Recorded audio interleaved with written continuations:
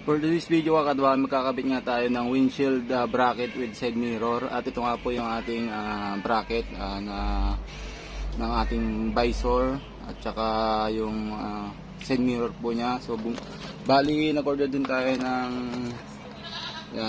ating side mirror na long slim. Ayan po. Ayan, so tara, ikabit na po natin kakadwa.